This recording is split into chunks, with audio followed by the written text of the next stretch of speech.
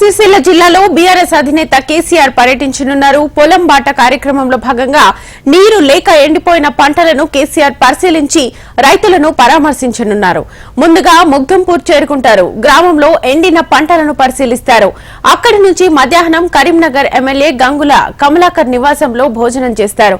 2 గంటలకు రాజన్న సిరిసిల్ల జిల్లా బోయిన్పల్లికి కేసీఆర్ చేరుకుంటారు. గ్రామంలో పంట పొలాలను పరిశీలిస్తారు.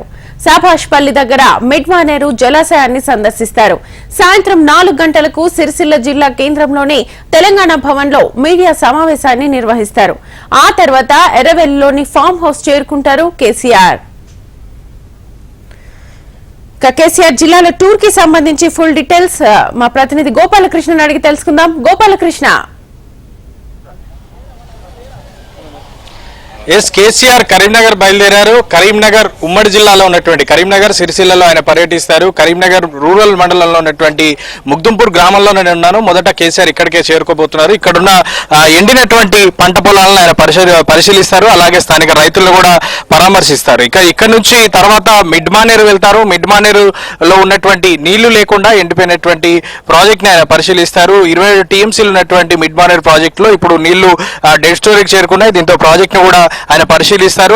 ఆ తర్వాత సిరిసిల్ల వెళ్తారు. సిరిసిల్లలోనూ పంటలను పరామర్శించి రైతులకు సంబంధించినటువంటి వారితో మాట్లాడడం కావచ్చు, వారిని పరామర్శించడం కావచ్చు, అలాగే అక్కడ ఉన్నటువంటి నేతన్నలతో కూడా మాట్లాడేటువంటి అవకాశాలు కనబడుతున్నాయి. ప్రస్తుతం నేను ముగ్ధంపూర్ లో ఉన్నాను. ముగ్ధంపూర్ రైతులతో పాటుగా స్థానిక నాయకులు ఉన్నారు నాతో పాటు.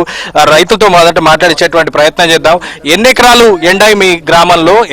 ఎండడానికి ప్రధాన కారణం ఏంటి? కెనాల్ రాలేదు మాకు ఇయ్యాడు. ఈ బావిలో నీళ్ళు వెళ్తలేవు. అందుకోసానికే మాకు పొలం ఒక ఎండిపోతున్నాయి. అందాజ ఎన్ని ఎకరాలు ఎండి ఉండిపోయి ఉండొచ్చు మీ గ్రామంలో? మాది ఎకరం పోయింది. 1 ఎకరం అట్లా వారింది బావిలో. స్థానిక నాయకులు కూడా నాతో పాటు ఉన్నారు. సార్ చెప్పండి, ఎన్ని ఎకరాల్లో ఎండిపోయి ఉండొచ్చు ఇక్కడ ఈ గ్రామంలో? మీకు ఎంత నష్టం వాటిల్లో ఉండొచ్చు? మనకు సుమారుగా ఈ గ్రామంలో అంతటా ఒక్కొక్కడ కాక ఈ గ్రామం కింద అంతా కూడా ఒక 200 వరకు పంట నష్టం జరిగింది.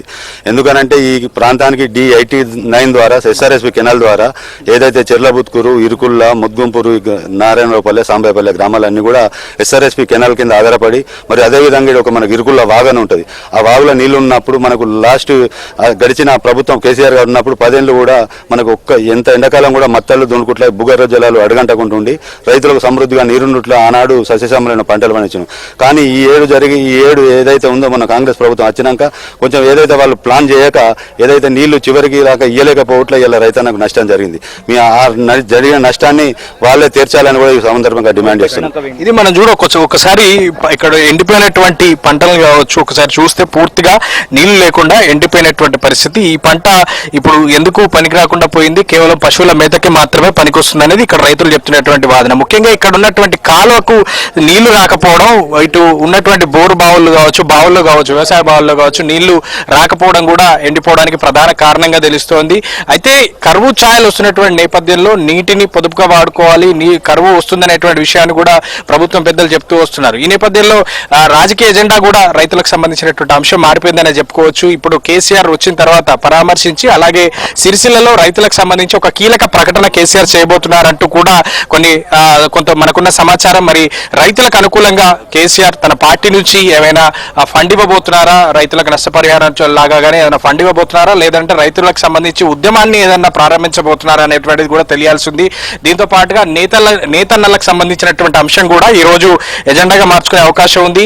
సిరిసిల్లలో బతుకమ్మ చీరలతో పాటుగా నేతన్నలకు కావాల్సినటువంటి సబ్సిడీలు అవి కూడా ప్రభుత్వం ఆపేసిందనేది ఇప్పుడు బీఆర్ఎస్ చేస్తున్నటువంటి ఆరోపణ. నిన్న కేటీఆర్ కూడా సీఎంకి లేఖ రాశారు. సో ఆ అంశాన్ని కూడా కేసీఆర్ ఇవాళ మాట్లాడేటువంటి అవకాశాలు అయితే కనబడుతున్నాయి. ఏదైనా ముగ్ధంపూర్ లో కేసీఆర్ కోసం ఇక్కడ ఉన్నటువంటి రైతులు, స్థానిక బీఆర్ఎస్ నాయకులు అయితే ఎదురు చూస్తున్నారని చెప్పుకోవచ్చు. మరికొద్ది సేపట్లోనే ముగ్ధంపూర్ గ్రామానికి కేసీఆర్ చేరబోతున్నారు. గోపాలకృష్ణ, అయితే మీడియా సమావేశాన్ని కూడా ఏర్పాటు చేశారు. ఈ పర్యటనలో భాగంగా ఇటు బీజేపీ కూడా ఆరోపిస్తోంది, ప్రజల దృష్టిని మరల్చడానికి మాత్రమే కేసీఆర్ ఇలా రైతుల పక్షాన నిలబడాలని చూస్తున్నారు. ఇప్పటి వరకు లేనిది, ఈ 10 ఏళ్లలో లేనిది ఇప్పుడు మాత్రమే వస్తున్నారనే ఆరోపణల నేపథ్యంలో సాయంత్రం మీడియా సమావేశంలో అసలు కేసీఆర్ ఏం మాట్లాడతారో అనే ఉత్కంఠ అయితే నెలకొంది. దీనికి సంబంధించి అప్డేట్స్ ఎలా ఉన్నాయి?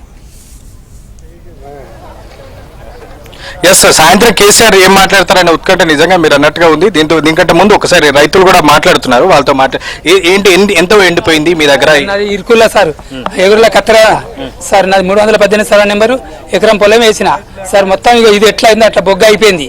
30,000 పెట్టుబడి పెట్టిన. ఇక మరి అసలు అత్తదంటే ఆశాయే, కాలు వత్తదంటే చేసుకుంటుంది. మొత్తం అక్కడ ఒక 10 మంది 20 మంది దాకా మొత్తం ఎండిపోయినాయి. అంగలాడుతున్నాం. కాలువ ఆధారంగానే వ్యవసాయం జరుగుతుందా మీ దగ్గర? బావులు కానీ బోర్లు కానీ? కాలువ ఆధీనమే సారు, బాయిలు లేవు, ఏం లేదు. కాలువ ఆధీనానికే వేసినాం. మొత్తం ఇది పరిస్థితి. పంటలు ఎండిపోవడానికి ప్రధాన కారణం ఇక్కడున్న కాలువకి నీళ్లు రాకపోవడమే ప్రధాన కారణం అని చెప్పి రైతులు చెప్తున్నారు. ముఖ్యంగా మీరు ఇందాక అడిగినట్టుగా కేసీఆర్ ప్రెస్ మీట్ కి సంబంధించినటువంటి అంశం కూడా చాలా ఉత్కంఠగా మారింది. సాయంత్రం ఆయన ఏం మాట్లాడబోతున్నారు అనేటువంటి విషయాల్లో మాత్రం కొన్ని లీక్స్ అయితే వస్తున్నాయి. ఖచ్చితంగా కేసీఆర్ ఈ రోజు రైతులకు సంబంధించినటువంటి అంశంలో ఒక కీలక ప్రకటన చేయబోతున్నారు అనేటువంటి ఒక మాట అయితే సమాచారం మాత్రం అందుతుంది. సో మరి ఏం ప్రకటన చేస్తారనేది చూడాలి. రెండో అంశం నేతన్నలకు సంబంధించిన అంశం కీలకంగా తీసుకోబోతోంది బీఆర్ఎస్. నేతన్నలకు బతుకమ్మ చీరల ఆర్డర్లు ఇవ్వడం కావచ్చు, రైతులను ఆదుకోవడం, ఇటు నేతలను ఆదుకోవడం అనేటువంటి అంశం ఈ రోజు సీరియస్ గా కేసీఆర్ తీసుకునేటువంటి అవకాశం ఉంది. ఈ రోజు ప్రెస్ మీట్ అంతా కూడా ఈ రెండు అంశాలకు సంబంధించినటువంటి ఎజెండాతో నడిచే అవకాశాలు ఉన్నాయి. At the same time Gopalakrishna, మీరు అన్నట్లుగా రైతులకు సంబంధించిన ఒక కీలక ప్రకటన అయితే ఉండబోతోంది అంటున్నారు. రైతులు కూడా చాలా ఆశలు పెట్టుకున్నట్టుగా మనకు కనిపిస్తుంది ఇప్పుడు మాట్లాడిన సందర్భంలో. సో ఆ ప్రకటన ఎలా ఉండే అవకాశం ఉంది?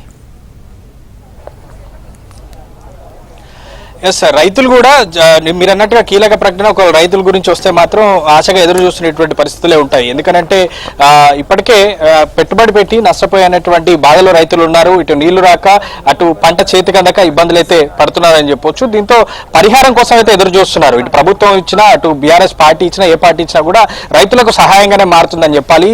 దీనికోసం అయితే ఖచ్చితంగా రైతులకు అందించాల్సినటువంటి అవసరం అయితే ఉంది. ప్రభుత్వం కావచ్చు, ఇటు ప్రతిపక్షం ఒకవేళ అందిస్తారనుకుంటే ప్రత్యేకంగా వాళ్ళు అందించినా కూడా రైతుకు సాయంగానే మారుతుందని చెప్పొచ్చు. కానీ ఈ ఒకవేళ కేసీఆర్ గనక రైతులకి పరిహారంగా తమ పార్టీ నుంచి ఎంతో కొంత ప్రకటించేటువంటి అవకాశం ఉంటే మాత్రం అది రైతులకు కొంత స్వాంతనే అని చెప్పొచ్చు.